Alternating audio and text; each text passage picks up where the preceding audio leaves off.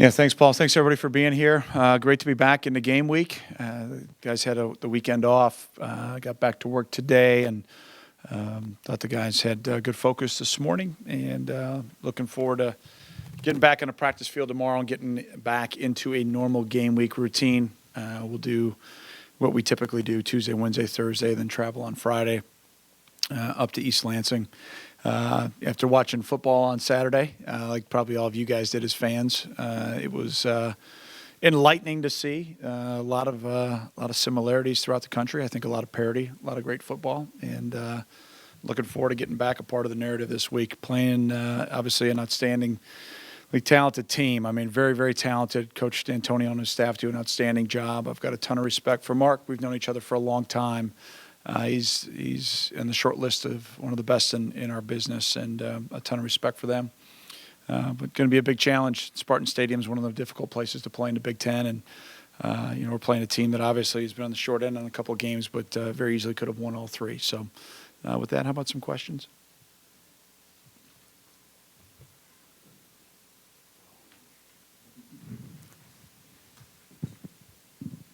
Coach, how important is it bye week to get the second portion of your season started with a win and kind of get that momentum building for the rest of the stretch? Well, yeah, I think it's important that we improve. I don't think we've played a complete game yet. I think we've been very inconsistent. That's on me. It's on us as a staff. First of all, and hopefully we've made some adjustments from a standpoint of improvement, through the bye week. We worked, I think, very hard last week. It was not a kumbaya roast marshmallows practices, and hopefully the guys took the fundamental work and bring it to this week. So I think it's important that we improve. Obviously, it's critically important now as you get into the meat of Big Ten season. Every game's a one-game season, and you've got to find a way to win and advance.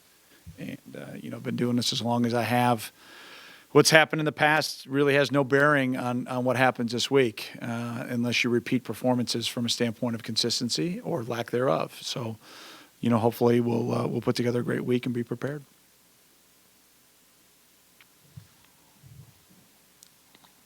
Coach, do you see any parallels between your squad and sort of the Michigan State team that's also kind of struggled during its early part of the season? I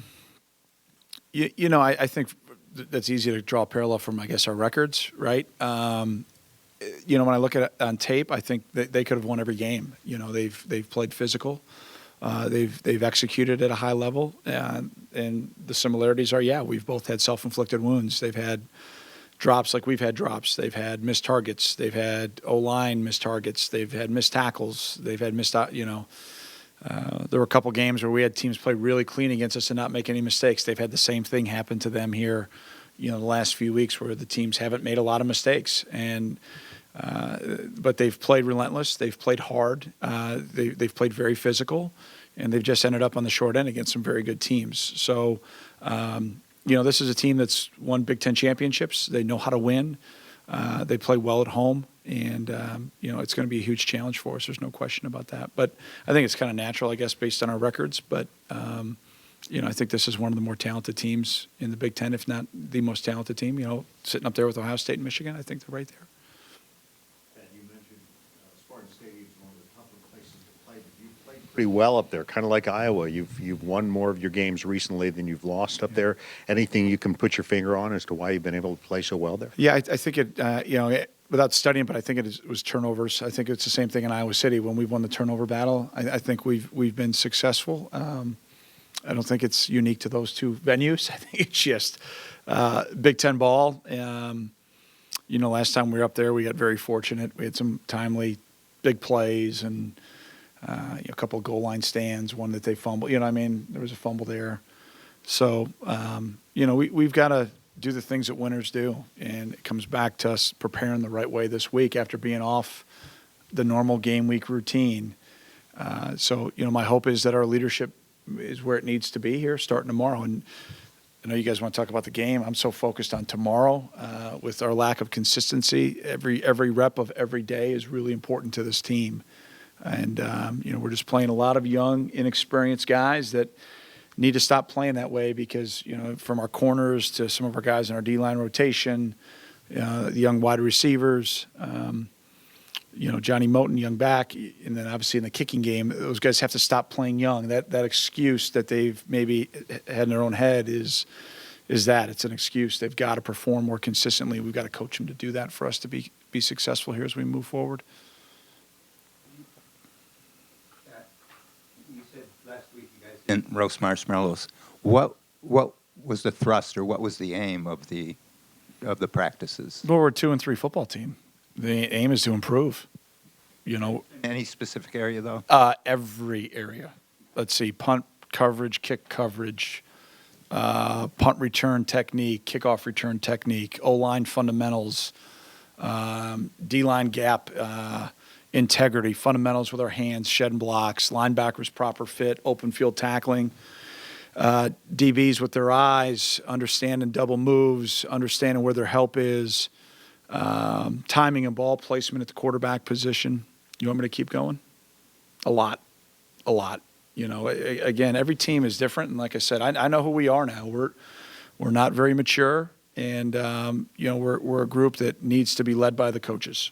I think our leadership is doing a great job leading themselves. I think our guys that maybe went into the season thinking they were going to be twos are now thrusted into some more important, critical roles. And last week was an opportunity to get better, and we've got to just do some. I wouldn't say emergency, but I would say we're doing some surgery on this team right now. We're not where we need to be, and that's on me as the coach. So we're working to get it fixed.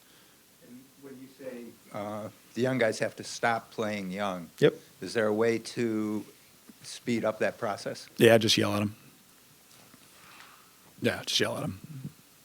Yeah, it's like when you're teaching kids. Don't touch the stove. And they touch the stove. You can feel sorry for them. Or you can put their hand in cold water and see, told you, So every team's different. Every DNA is different. I think right now our older guys are playing pretty well. It's everybody underneath them that's playing really inconsistent. They don't have a choice. They're playing. So it's on us. We've got to do a better job coaching. That was last week. Details, the standard that we believe in, how we do things, the way we want it done, the attitude in which we want it done. And if you're not doing it that way, it's not going to be tolerated. It's not going to be accepted. And when you don't have competitive depth in some areas, you've got one of two choices. You can go harder or you can go home. So most guys stayed at practice. Nobody went home. So that was good. That was positive. We got better. Is this part of, like you always say, one of the hardest thing for kids to learn coming to this level is how hard it is to win at this level? Yeah, absolutely. Are some of the young ones going through that now? Yeah, and again, I don't want to speak for Mark in his squad, but for us, we've recruited a little better each year, and just because you had 3 stars after your name doesn't mean you're any good in college. And guys got to learn how to play at this level, and sometimes it takes a little bit longer. And when you don't have that luxury, you don't have time on your side, and you're thrust out. If you're out there with the ones and you're on the field and you're in the arena, you're expected to play to the standard. And that's what we typically get most of the offseason to do that. And for our older guys that have been a part of it for a while, I think they're playing pretty well. It's added a lot to their plate mentally to get guys that aren't playing well, that are less experienced, not where they need to be. And so we've just got to continue to help that older group, and we've got to continue to accelerate with a tremendous sense of urgency the growth and development of our younger guys in season. Just who we are. I mean, it's just real talk. So to borrow your metaphor, have you seen a lot of these, touch the stove moments out on the field this season? Yeah, I mean, you've covered us all year, right? Yeah, I mean, right. I mean, absolutely. We get a first down, we get a holding call away from the play. We give up a double move, not even. It was just a fake, not even a fake crack and go for a touchdown, up 2 scores. Again, a lot of things. Yeah, I mean, kick coverage, guys running right down the middle of blockers and not fitting off each other and taking the path of least resistance and, things of that nature that you do, I think, when you're thinking. And this isn't a thinking man's game. We got to do a better job teaching it. So we're out there playing fast and physical. And if we have to do, again, we have to do less mentally, we have to do less schematically, then that's what we'll do. It's kind of boring, quite frankly, but we've got to get better. And so that's what we've got to do. You just mentioned kick coverage. And Yeah. That was something you talked about last week. Are you changing guys up on your punt and kick coverage? Yeah, this teams? week will be important to see how guys practice. I mean, we worked the heck out of it last week, both days that we went with the varsity. And to me, it's really not hard. I mean, it's like going and playing in your backyard when you're playing in the kicking game. When you knew the tree was inbounds, you'd run around the tree to get open. It's not hard. And we get some guys that are making it really, really hard. And that's personnel. We don't do a lot schematically, and it's no surprise. I mean, I'm not giving away trade secrets. We don't do a lot schematically so that we can execute fundamentally and play fast and play hard. Most of the kicking game is an attitude. It's an assumption of a role. If that's your role, then be the best you can be at it. And right now we got some guys that aren't being great at it, which is very uncharacteristic of our standard. Our standard around here is guys have typically accepted that role and played their hearts out. So if I've got to play more starters, then I will. We typically do play starters in the kicking game, but if I've got to play more, I will. I mean, our defense, I thought, played really well against Iowa, except Iowa had a short field a bunch because of our terrible coverage units. So I've got empirical data that says when we play hard, the scheme works. So I've just got to find 11 guys to play hard every rep, and I think if we can do that, we'll be fine. But that's the challenge, is finding 11 right now.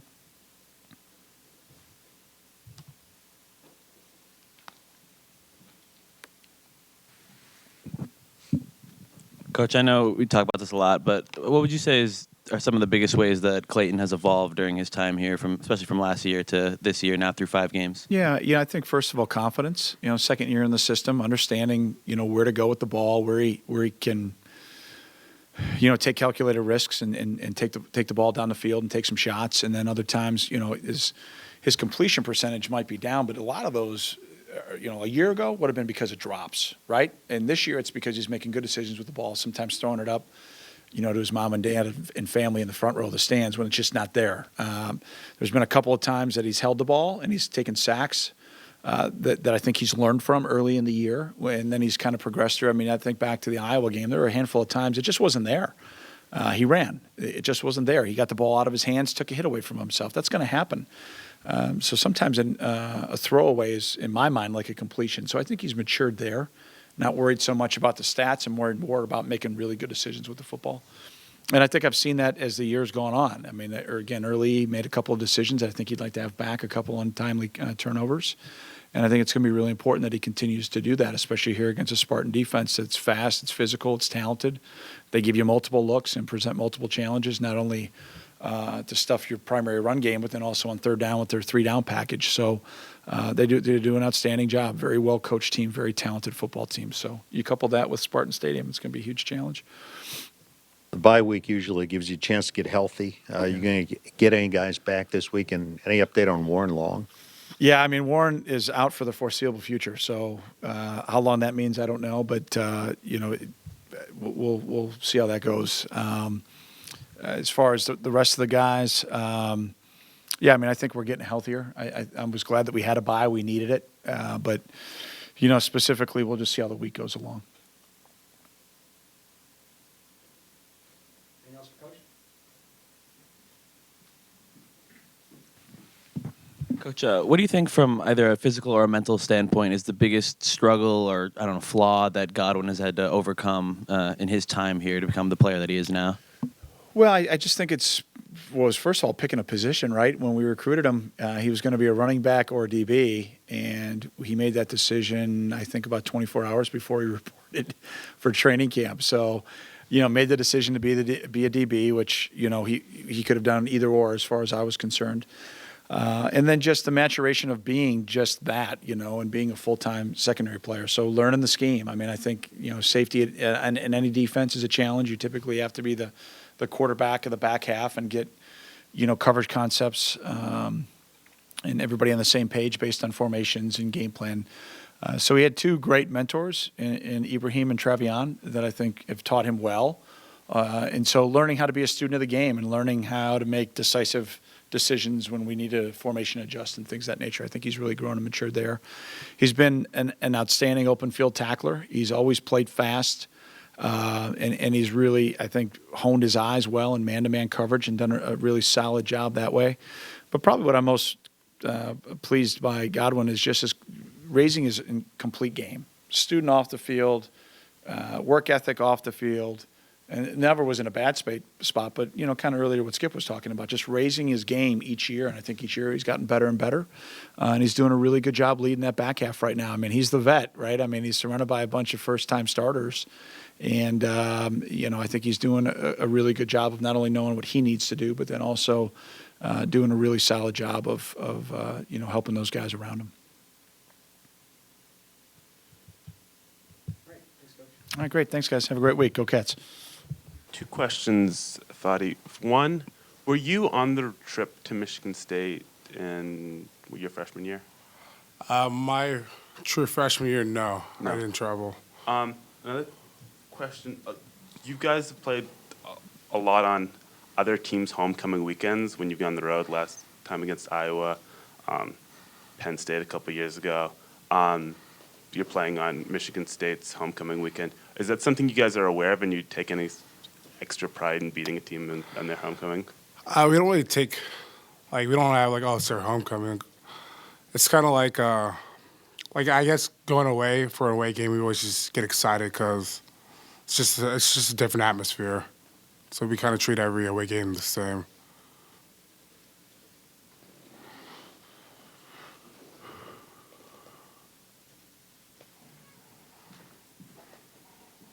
So question for each of you. Watching game tape, looking ahead to Michigan State, what's the number one thing you're worried about in trying to slow down their offense? Definitely have to stop, the run game first. They have 3 great running backs that they're going to bring it every play, and we have to be ready for them. For the most part, I think they do a good job staying balanced offensively, throwing the ball, running the ball as well, and they have, 2 good quarterbacks that are really good as well. So, we have to bring our A game no matter what, who's in and everything. They have, they're pretty dynamic across the board. Yeah, it's really just stop the run game. Michigan State's just, when you think of Michigan State, you think of a typical Big Ten football, downhill running the ball, and that's just what it's all about, just stopping the run. Anthony, do you feel like after the Iowa game you guys are closer to where you want to be as a defense? I think we took a good step in the right direction. We still have to play a complete game.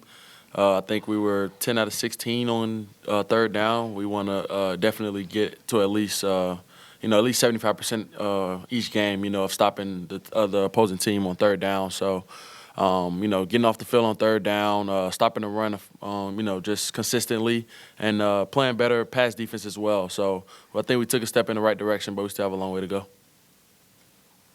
Anthony, Fitz was just talking about the job that Godwin has done leading the defensive secondary this year.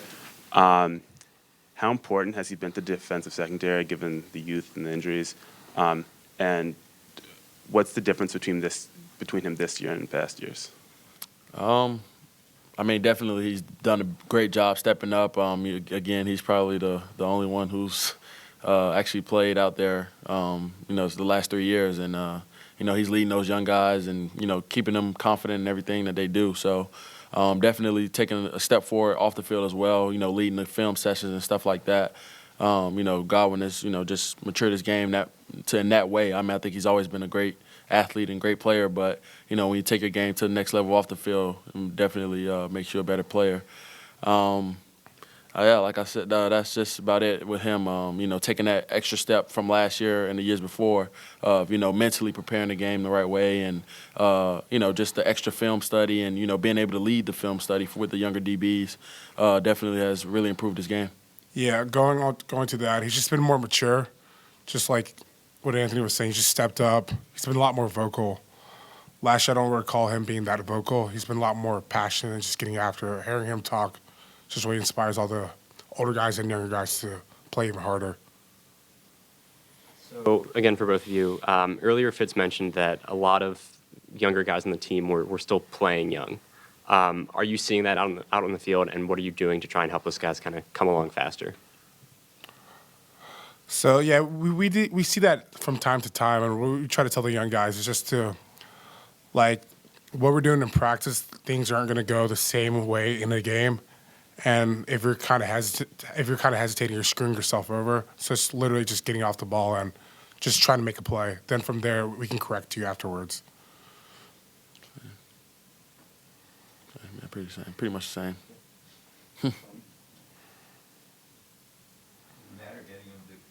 thinking then, is what you're basically saying? Yeah, yeah. Just look, for a lot of them, it's kind of like their first time really playing, really, or having a big role. So it's really just being more comfortable with the system and just trusting yourself.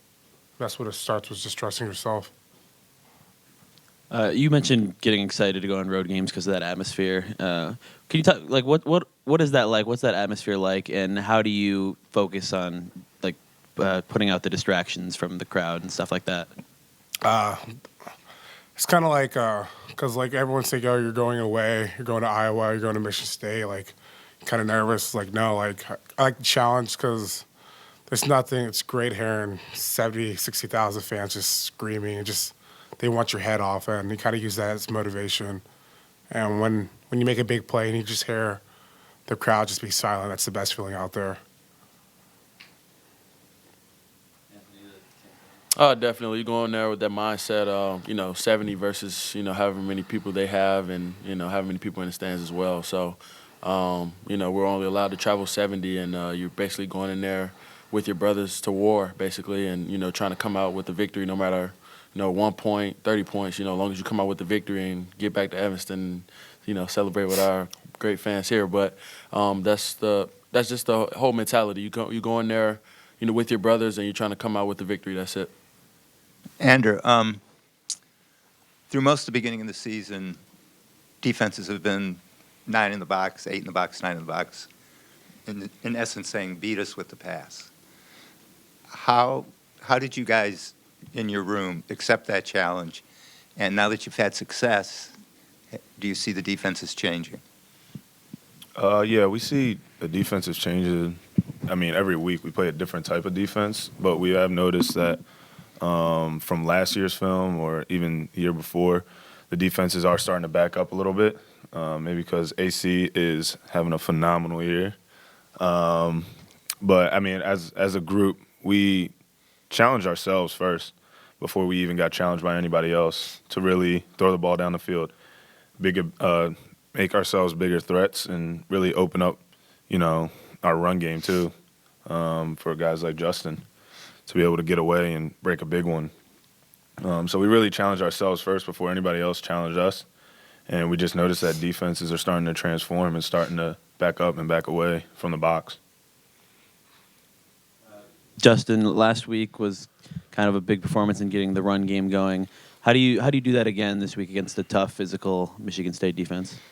Just continue to be physical at the point of attack, winning the line of scrimmage, and me going out there and myself and the other running backs making plays, beating guys one-on-one and trying to break a big one. It helps when our old line's playing so well. Receivers are blocking really well on the edge, and we're just hitting it, and just got to keep pounding it, and it'll break.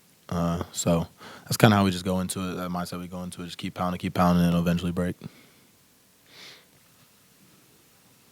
Justin, last year your 3 biggest days in terms of workload, in terms of rushing carries, were on the road, Duke, Wisco, and Illinois. Do you think there's any reason why you had more of a workload on the road, and do you go into road games expecting like a big workload?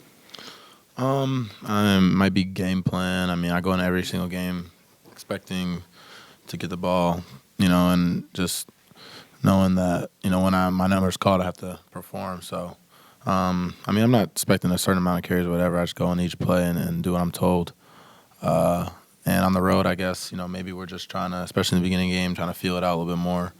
Trying not to turn the ball over, things like that. So just trying to get the ground game going, so open up the pass a little bit. And, you're going to need to put up some points usually on the road because a lot of the Big Ten teams they play really well at home. So, like you saw, against Iowa, we were able to have some success on the ground, and then that opened up a lot of the passing lanes for, Scan and some of the other receivers.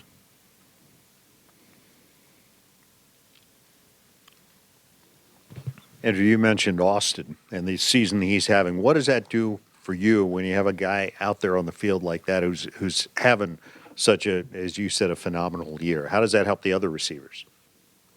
It shows that, our hard work collectively as a group has paid off. Austin led us in the offseason as far as, doing extra work.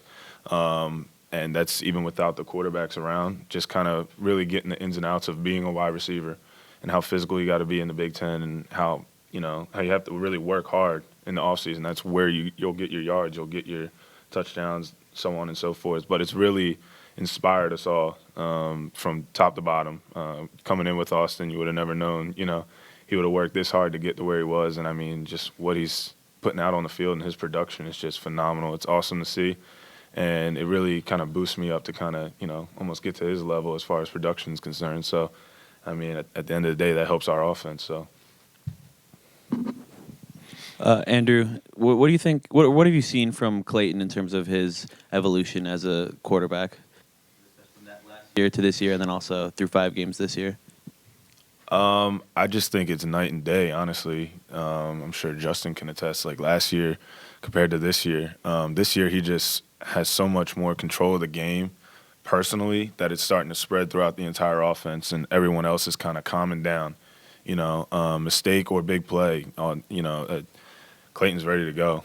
He's the first one off the bench, on second down before it even gets to third down, because we have so much confidence in our defense to make a play, get ready to go back out there as an offense and, drive down the field any way we can.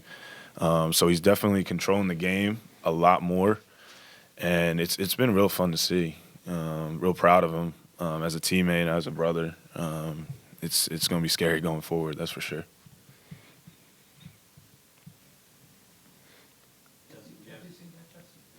Yeah, I mean, like Scan said, it's just the confidence he has just breathing throughout our offense. And, a lot of the games we've gotten in, the passing game has really given us a chance to win. And last year you couldn't really say that. So if we can just keep, the passing game up, which I know they will, and we keep running the ball how we've been able to the past few games, I think we could be a really dangerous offense. Is it almost backwards to the common phrase is you got to establish a run game in order to have a passing game? Is it with you guys almost? Do you have to establish a passing game? To get to the run game? Defenses are so tough in the Big Ten. You got to be able to throw it over their heads. Otherwise, they're just going to stack the box. And when they got an extra guy, safety playing at 3 yards, it's just so tough to get the run game going. So if you make them respect, your pass game, obviously as you've seen, you can have 6 or 7 man boxes that you can go work with, as opposed to 8 or 9 man boxes.